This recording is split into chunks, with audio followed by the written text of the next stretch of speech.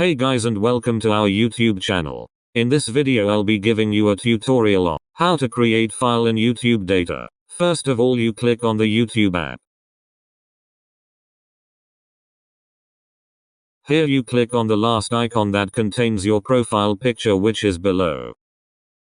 And then here you click on the settings above. After that click on your data in YouTube.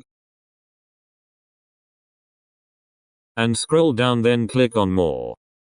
And download YouTube data. Then scroll down and click on next step. Again scroll down and you can change file size 1 GB, 2 GB, 4 GB and 10 GB. So I select 2 GB. Now you can create export. I hope this video has helped you. Don't forget to like, share and subscribe.